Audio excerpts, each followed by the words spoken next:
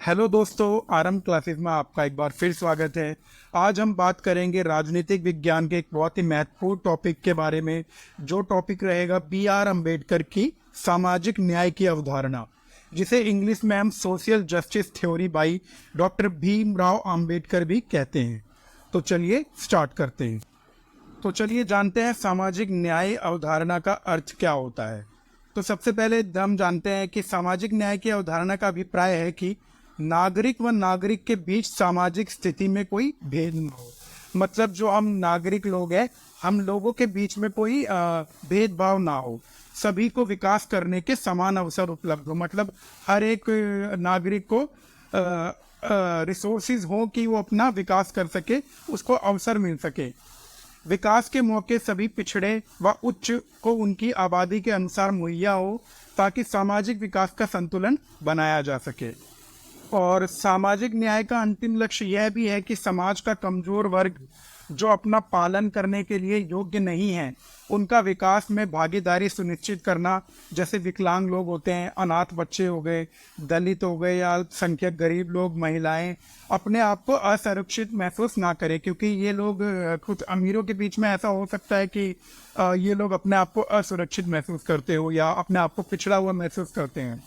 तो संसार की सभी आधुनिक न्याय प्रणाली प्राकृतिक न्याय की कसौटी पर खरा उतरने की चेष्टा करती है।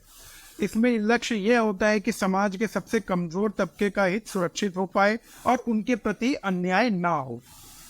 तो कुल मिलाकर हम कह सकते हैं कि सामाजिक न्याय एक प्रकार का न्याय है जो इस विचार पर आधारित होता है कि सभी लोगों को समान अधिकार, अवसर और उपचार प्राप्त हो।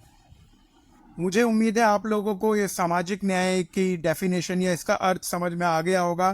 तो चलिए आगे चलते हैं और इसकी अवधारणा के हम मुख्य आधार स्तंभों की बात करते हैं। तो चलिए अब आइए जानते हैं कि सामाजिक न्याय की अवधारणा के मुख्य स्तंभ, आधार स्तंभ कौन कौन से हैं। तो सबसे पहला जो स्तंभ होता है वो जाति में ऊंच नीच को मिटाना। दूसरा पॉइंट है धार्मिक ऊंच नीच की मान्यता को मिटाना। थर्ड पॉइंट है लैंगिक भेदभाव को खत्म करना। और फोर्थ पॉइंट है क्षेत्रीयता की भेदभाव को भी खत्म करना। इन मुख्य पॉइंटों को समझने से पहले मैं आपको एक और चीज बताने देना चाहता हूं। जैसे कि पहले जो होता था परंपरागत सामाजिक न्याय चलता था। तो डॉक्टर अंबेडकर के सामाजिक न्याय के सिद्धांत को समझने से पहले एक बार मैं आपको परंपरागत सामाजिक न्याय को समझा देता हूं, जो कि बहुत जरूरी है। भारत की सामाजिक न्याय प्रणाली में मनुस्मृति के नियम कठोरता से लागू होते हैं। आप जानते हैं जो मनुस्मृति पहले लिखी गई थी, उसमें पहले से ही नियम तय थे कि कौन लोग क्या कार्य करेंगे और किन लोगों को कहाँ से बेदखल किया जाएगा।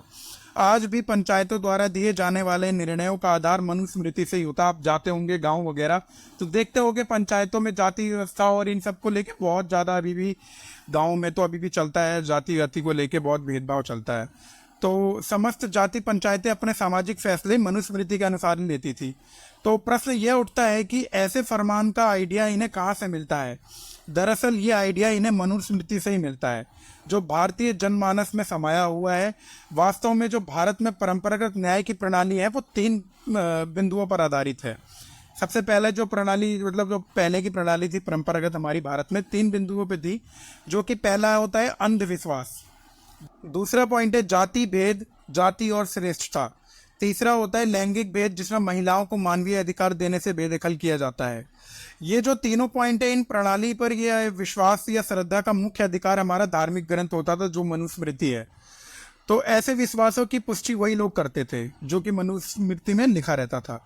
इन प्रश्नों पर जब किसी ने इन ग्रंथों पर जब किसी ने प्रश्न उठाए तो लोगों द्वारा कह दिया गया कि ये ईश्वर द्वारा लिखा हुआ है। ऐसा करने का एकमात्र यही लक्ष्य होता था कि किसी खास जाति, विशेष लिंग विशेष को बिना मेहनत सुख सुविधाएं मुहैया कराई जा सके, जैसे ब्राह्मणों वगैरह ने बहुत किया था। तो गौरतलब है कि ऐसा विश्व के अन्य समुदायों में भी होता था। ये ग्रंथ ब्राह्मण को सर्वश्रेष्ठ एवं अन्य को मुक्त गुलाम बनाने की ओर प्रेरित करते थे। गौरतलब है कि भारत में जातीय श्रेष्ठता का आधार जन्म है, ना कि कर्म।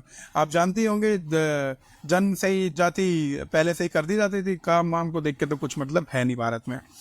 तो मनुस्मृति के हिसाब से किसी भी शूद्र को संपत्ति का संग्रह नहीं करने दिया जाना चाहिए, चाहे वो इसके लिए कितना भी योग्य या समर्थक क्यों ना हो, क्योंकि इनके हिसाब से मनुस्मृति में लिखा गया है कि जो शूद्र धन का संग्रह कर लेता है वो ब्राह्मणों को कष्ट देता है।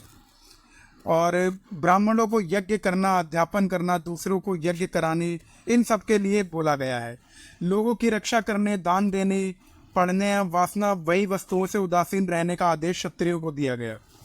मवेशी पालन, दान देने, यज्ञ कराने, पढ़ाने, व्यापार करने, धन उधार देने तथा खेती का काम करने की जिम्मेदारी व्यवसायों को दी गई।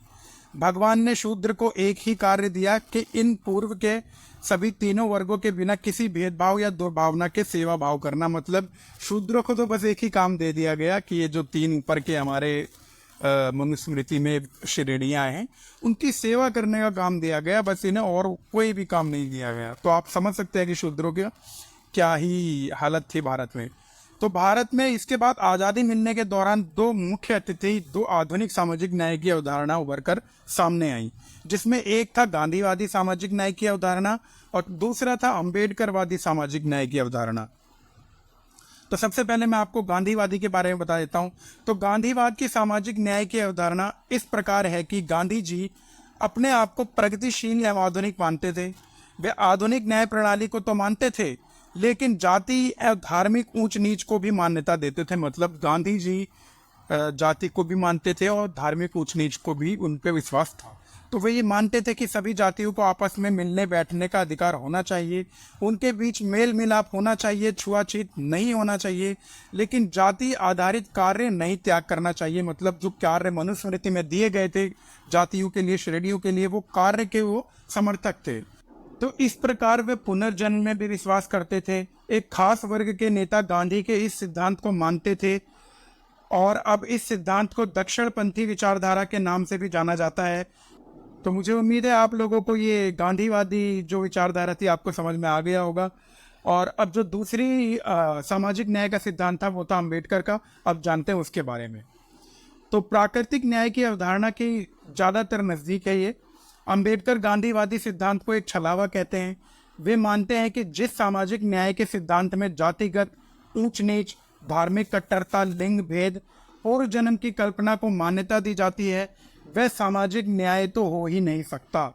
वे इसे ब्राह्मणवादी न्याय का सिद्धांत कहते हैं, जो हमने ऊपर पढ़ा गांधीवादी को। अम्बेडकर उसे ब्राह्मणवादी कह देते हैं क्योंकि वो जाति व्यवस्था पर ही आधारित था। क्योंकि इस सिद्धांत में किसी जाति विशेष, लिंग विशेष का हित सुरक्षित करने का प्रयास किया जाता है।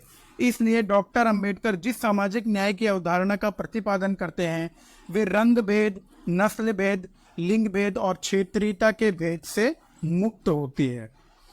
इस अवधारणा में समाज के कमजोर वर्ग के साथ न केवल न्याय हो बल्कि उनके अधिकार और रूप भी सुरक्षित किए जाते हैं। सामाजिक निर्माण में या संविधान के निर्माण में उनके इस सिद्धांत की भूमिका स्पष्ट देखी जा सकती है। संविधान में, क्योंकि जब अम्बेडकर ने संविधान लिखा तो उन्होंने सामाजिक क्या कहते हैं ये समाज के कमजोर वर्गों के लिए बहुत सारे रूल और वो नियमें दिए हैं जिनसे वो अपना विकास कर सके। डॉक्टर अंबेडकर के सामाजिक न्याय सिद्धांत में निम्न सामाजिक बदलाव पर काम किया जाता है। सामाजिक बहिष्कार, पुरुष सत्ता का प्रतिकार और जाति आधारित काम करने की बात, भूमि या संपत्तियों का असमान वितरण, महिलाओं को पिता एवं पति की संपत्ति में अधिकार। तो ये जो मैंने 5 पॉइंट आपको बताए, भारतीय संविधान इस मामले में सर्वोच्च और उत्कृष्ट है।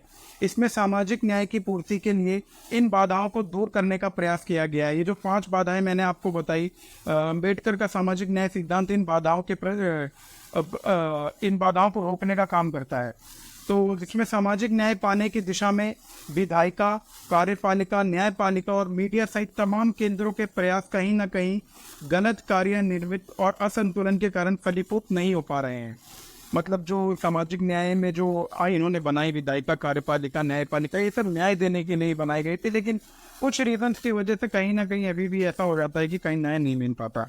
जरूरत और समय की मांग है कि उचित और संतुलित नीतियों, व्यवहारों को लागू किया जाए जिससे सामाजिक न्याय को प्रगति का हिस्सा बनाया जा सके।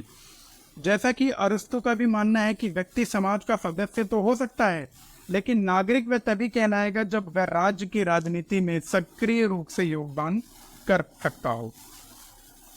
तो दोस्तों ये था सामाजिक न्याय की अवधारणा का सिद्धांत, जो कि डॉक्टर अंबेडकर की सामाजिक न्याय की अवधारणा थी। उसकी तुलना हमने गांधीवादी सामाजिक न्याय की अवधारणा से भी कर ली। तो मुझे उम्मीद है कि आप लोगों को आज का ये टॉपिक समझ में आ गया होगा।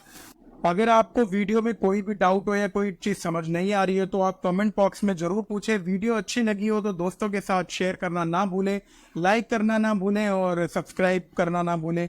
जल्द मिलेंगे एक नई वीडियो के साथ, तब तक के लिए टाटा बाय बाय।